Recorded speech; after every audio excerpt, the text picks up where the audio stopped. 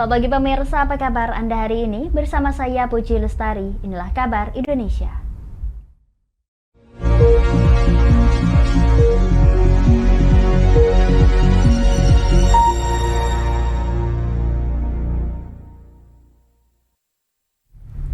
Pemirsa, ajudan Ketua Komisi Pemberantasan Korupsi atau KPK Firly Bahuri, Kevin Eganata memenuhi panggilan polisi untuk diperiksa sebagai saksi dugaan pemerasan oleh pimpinan KPK terhadap mantan Menteri Pertanian Syahrul Yassin Limpo.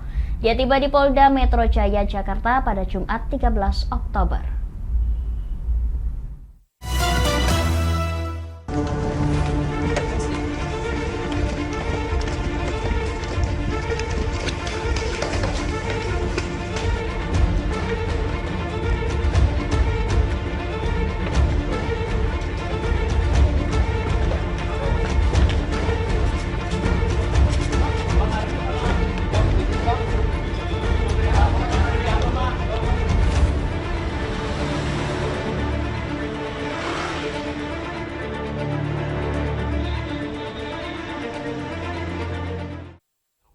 Kita ke Surabaya pemirsa, jumlah tersangka kasus korupsi pembelian bahan baku ikan tenggiri di Surabaya kini telah bertambah menjadi 3 orang. Kejari Tanjung Perak Surabaya menetapkan mantan Kepala Cabang PT Perikanan Nusantara atau Perinus berinisial MH sebagai tersangka baru dalam perkara korupsi di perusahaan milik BUMN.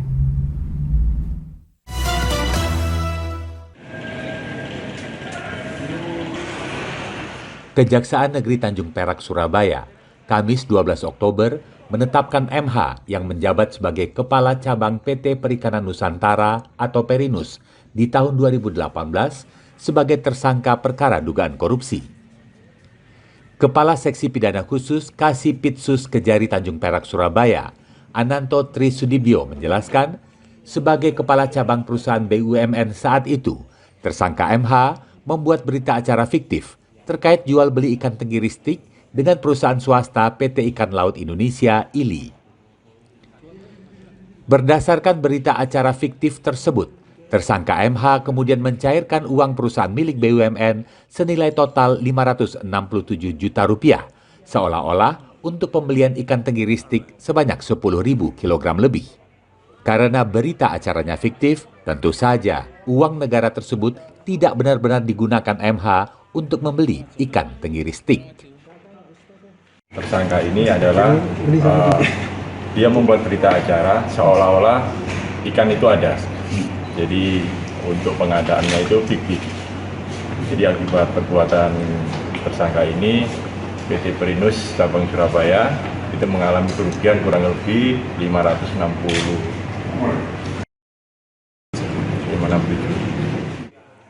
Dalam perkara yang sama, MH merupakan tersangka ketiga yang telah ditetapkan oleh Kejari Tanjung Perak Surabaya. 2 tersangka lain adalah dari PT ILI, masing-masing Sugiono yang menjabat sebagai direktur dan Ahmad Rifan sebagai marketing supervisor. Kedua tersangka tersebut telah disidangkan dan mendapatkan putusan inkrah dari Pengadilan Tindak Pidana Korupsi Surabaya. Pemirsa, Perum Bulog Kantor Wilayah Kalimantan Tengah menegaskan video viral beras SPHP mengandung plastik yang beredar di Kota Palangkaraya tidaklah benar.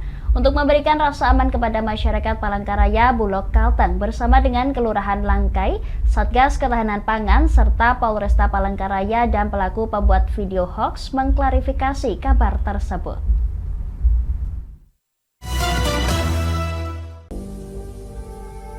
Nah, ini tetangga kami nah. Ya kalau Mama Puput menginformasikan untuk kawan-kawan. Beredar di sejumlah media sosial di Kota Palangkaraya, Kalimantan Tengah, video beras SPHP yang didistribusikan oleh Bulog Kalteng mengandung plastik. Di dalam video itu, Norlinawati, ibu rumah tangga, mengaku mendapatkan beras SPHP dari program bantuan pemerintah Kota Palangkaraya. Nasi yang dikonsumsi bersama keluarga yang terdiri dari 5 orang, tiba-tiba sakit perut, badannya menjadi lemas. Anehnya, 4 orang lainnya tidak merasakan apapun. Berdasarkan informasi itu, Al-Azhari, tetangga dekat yang bermukim di Kelurahan Langkai, Sabtu 8 Oktober, membuat konten video saat nasi dilempar dan memantul menimbulkan kecurigaan bahwa nasi yang dikonsumsi diduga mengandung plastik, kemudian disebarkan. Untuk mengklarifikasi video itu, pihak Bulog Kalteng, Satgas Pangan, Kepolisian Kota Palangkaraya, dan pembuat video hoax menggelar pertemuan yang difasilitasi oleh Kelurahan Langkai pada 12 Oktober. Konten video yang beredar tidak sesuai fakta. Budi Cahyanto, Kepala Kantor Bulog Kalteng mengatakan, beras Bulog yang didistribusikan untuk program SPHP sesuai SNI dan sudah melalui serangkaian pemeriksaan sebelum disalurkan ke masyarakat. Kalau seandainya ini mengandung plastik misalnya, biji plastik itu sekarang harganya berapa? 27.000 1 kilo. Nah beras ini harganya cuma 10.500, dijual paling mahal di 11.500. Bagaimana mungkin plastik dibikin beras? Jadi ini semua berita nggak benar. Ini sudah kita konfirmasi, klarifikasi, mereka menyatakan bahwa ini rasa sakit yang diderita mungkin karena akibat dari hal lain, bukan dari beras. Sementara Al-Azhari termotivasi membuat video tersebut karena ceritanya sama dengan sejumlah video yang juga viral di media sosial dari daerah lain. Akhirnya, dia meminta maaf atas viralnya video hoax tersebut dan berjanji tidak akan mengulanginya. Kami seakan-akan ada model keinginan untuk membuat gitu nah. Jadi ternyata apa yang saya lakukan ternyata salah. Maka itu saya klarifikasi di sini bahwa itu tidak benar. Itu untuk memperbaiki bahwa masyarakat masih bisa menggunakan bahan seperti ini. Melalui Babinsa dan Babin Kamtipmas Kelurahan Langkai, pembuat video dibina dan diberi pemahaman. Jika mengulang, maka akan diproses sesuai hukum Undang-Undang Informasi dan Transaksi Elektronik. Pemirsa, kami akan jeda sejenak, tetap bersama kami di Kabar Indonesia.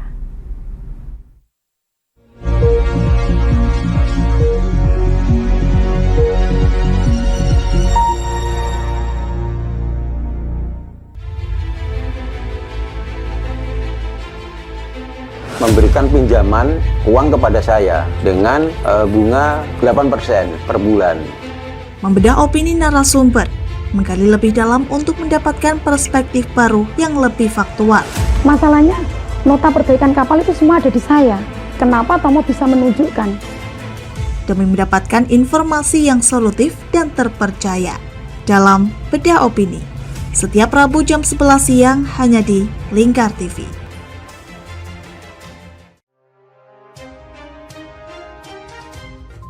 Inilah ketiga anggota komplotan pencuri spesialis pecah kaca mobil setelah melakukan penggelapan 20 sepeda motor dan 2 unit mobil dengan modus retal.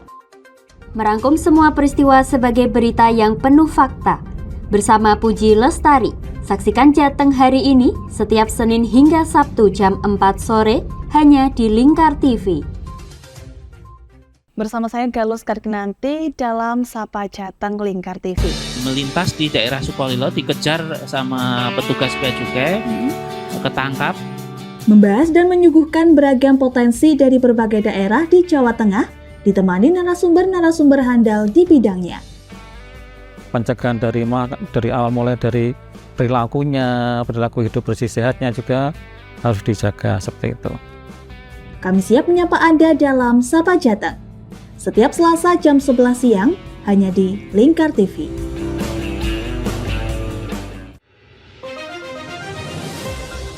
Modus kedua pelaku ini berpura-pura kehabisan bahan bakar kendaraan.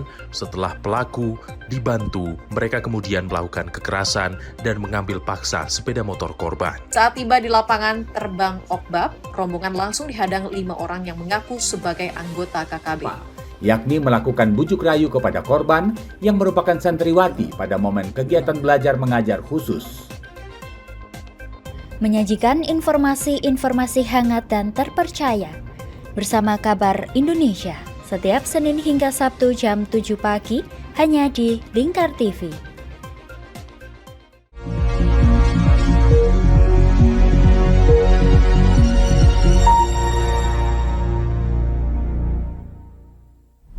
Anda masih menyaksikan Kabar Indonesia, pemirsa. PLT Menteri Pertanian Arief Prasetyo Adi didampingi Dirut PT Pupuk Indonesia Rahmat Pribadi meninjau langsung gudang serta kios-kios penjual pupuk di Karawang, Jawa Barat. Kegiatan ini dilakukan Arief untuk memastikan stok pupuk subsidi maupun non-subsidi melimpah dan aman menjelang datangnya musim tanam pada awal November nanti.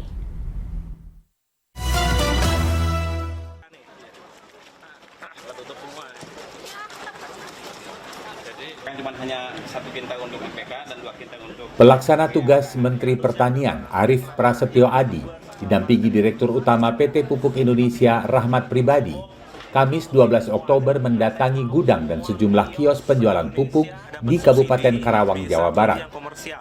Kedatangan PLT Mentan tersebut untuk memastikan kesiapan distribusi serta menghitung jumlah stok pupuk yang tersedia, baik pupuk bersubsidi maupun non-subsidi. Usai kunjungannya, PLT Mentan Arief Prasetyo mengatakan kegiatannya ini merupakan bentuk gerak cepat Kementerian Pertanian bersama PT Pupuk Indonesia guna menjamin ketersediaan pupuk nasional menjelang datangnya musim tanam pada awal November mendatang. Selain menyebutkan stok yang melimpah, ia pun memastikan distribusi pupuk untuk memudahkan para petani. Tapi yang jelas ketersediaan availability stok itu harus ada di setiap outlet. Karena petani ini mengeluhnya bukan subsidinya, mengeluhnya itu adalah ketersediaannya. Mereka mau beli, tapi nggak ada barang. Ya, sehingga ini yang menjadi challenge kita bersama untuk ketersediaan pupuk. Sebagai bentuk komitmen kami dari Pupuk Indonesia, kami akan laksanakan itu untuk menyambut musim tanam. Sekarang memang stok itu cukup banyak, untuk pupuk subsidi saja sudah hampir 3 kali lipat dari ketentuan. Nah ini sekarang stoknya untuk pupuk subsidi itu 1,5 juta ton. Selanjutnya Pupuk Indonesia bersama Kementan berkomitmen untuk menambah alokasi pupuk subsidi dan non-subsidi sesuai dengan kebutuhan petani ke seluruh daerah di Indonesia. Pemirsa, Kapolres Malang AKBP Putu Holis Aryana menyerahkan bantuan sarana prasarana dan modal usaha kepada keluarga korban tragedi Kanjuruhan di Mapolres Malang. Bantuan yang merupakan penyaluran ketiga kalinya ini diberikan kepada 2 orang tua dari 2 korban.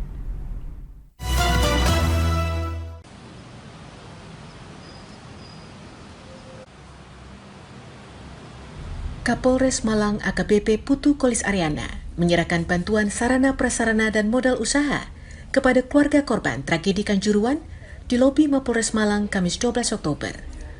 Kali ini bantuan diserahkan kepada Wiyanto, warga desa Karangpandan, Kecamatan Pakisaji, yang merupakan ayah dari almarhum Septian Ragil Saputra berusia 21 tahun.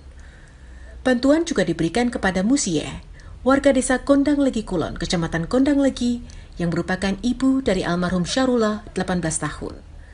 Bantuan ini merupakan penyerahan yang ketiga, dan hingga kini sudah ada 7 keluarga yang menerima sokongan serupa. Kapolres Putu mengatakan bentuk kepedulian Polri terhadap keluarga korban dari tragedi yang menelan korban 135 jiwa pada 1 Oktober 2022 silam itu akan terus digulirkan untuk membantu ekonomi mereka. Ini sesuai dengan instruksi dari Kapolri dan Kapolda Jawa Timur. Sebagaimana komitmen kami, setiap bulan kami menyalurkan bantuan UMKM dan bantuan modalnya kepada keluarga korban Kanjuruhan sebagai wujud kepedulian kami yang sampai saat ini masih terus berkomunikasi dengan para keluarga korban Kanjuruhan. Terima kasih atas bantuan UMKM untuk usaha bantu di rumah lah, Mas. Buka lancar lagi ya. Atas bantuan ini bisa membantu keluarga. Bantuan lain juga segera digelontorkan oleh Polres Malang bagi keluarga korban tragedi Kanjuruhan, seperti dana pendidikan, pengobatan, dan renovasi rumah. Polres Malang berkoordinasi dengan pemerintah Kabupaten Malang terkait data terbaru sehingga bantuan diberikan tepat sasaran. Pemirsa, kami akan jeda sejenak, tetap bersama kami di Kabar Indonesia.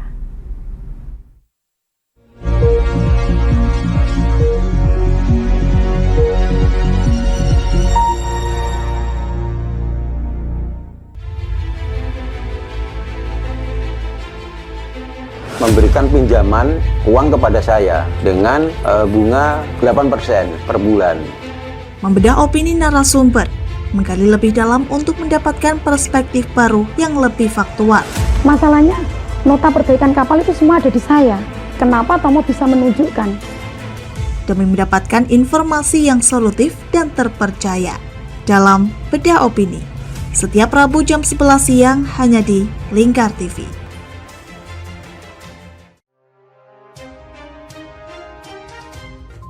Inilah ketiga anggota komplotan pencuri spesialis pecah kaca mobil setelah melakukan penggelapan 20 sepeda motor dan 2 unit mobil dengan modus retal.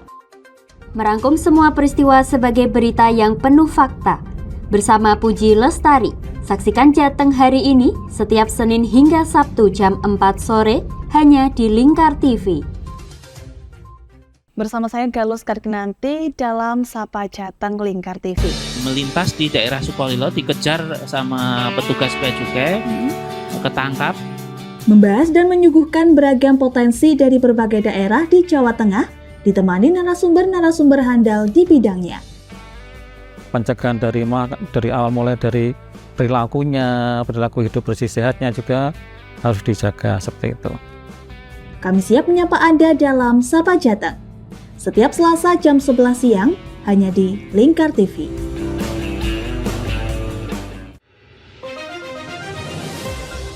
Modus kedua pelaku ini berpura-pura kehabisan bahan bakar kendaraan. Setelah pelaku dibantu, mereka kemudian melakukan kekerasan dan mengambil paksa sepeda motor korban. Saat tiba di lapangan terbang Okbab, rombongan langsung dihadang 5 orang yang mengaku sebagai anggota KKB.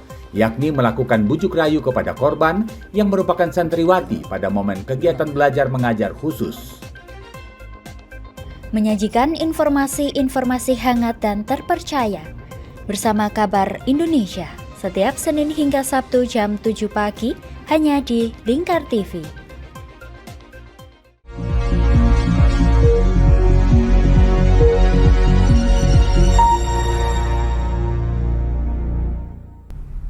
Pemirsa, Kementerian Pertanian menetapkan target hasil panen 2024 sebesar 35 juta ton padi setara beras. Hal itu disampaikan PLT Menteri Pertanian Arief Prasetyo Adi saat melakukan kunjungan kerja ke beberapa desa di Kabupaten Karawang, Jawa Barat.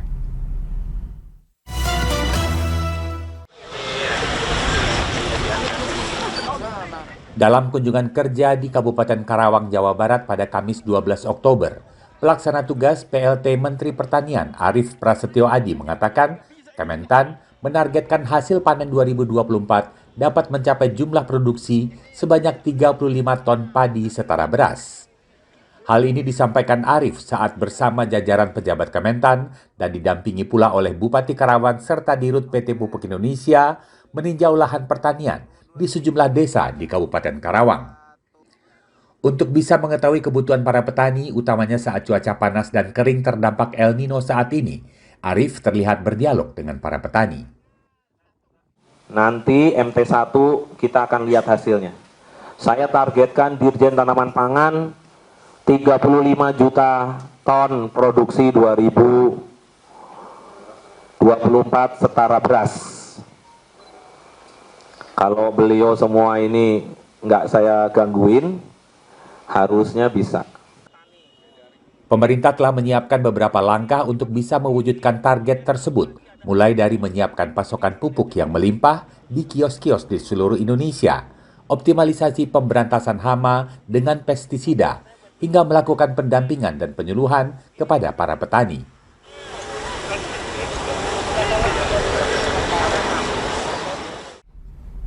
Pemirsa, PT Mitsubishi Motor Krama Yuda Sales Indonesia atau MMKSI kembali memperkenalkan Mitsubishi X-Force di sejumlah kota besar. Kini giliran Kota Makassar yang menjadi lokasi perkenalan Mitsubishi X-Force yang berlangsung pada 12 hingga 15 Oktober 2023.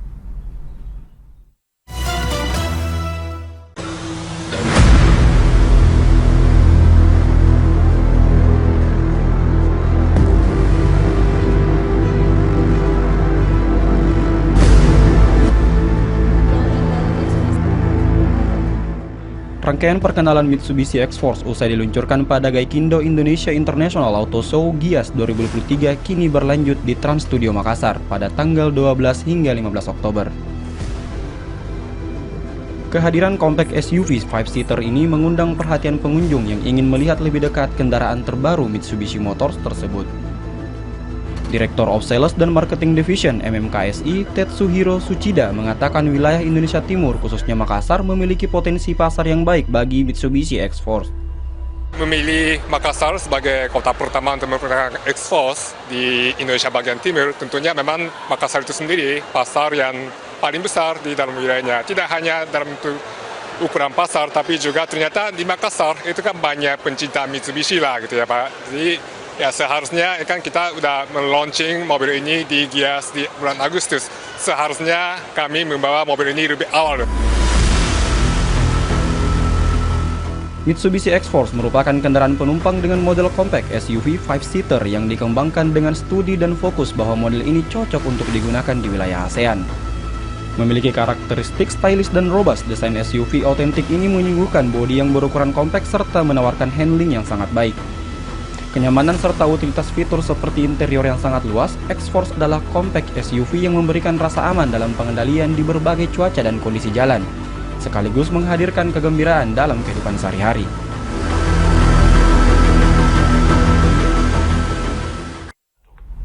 Pemirsa, komunitas seni dan budaya di Lombok ikut semarakan gelaran MotoGP Mandalika dengan membuka stand dan pameran dan permainan tradisional di 4 titik lokasi.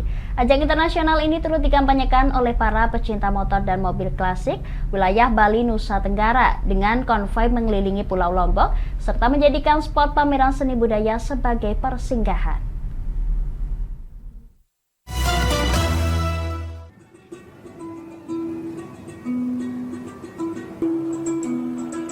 Tak hanya kalangan pecinta MotoGP, sejumlah komunitas seni dan budaya Lombok juga turut menyemarakan gelaran balap motor dunia itu melalui pameran seni dan permainan tradisional di 4 titik lokasi di Pulau Lombok.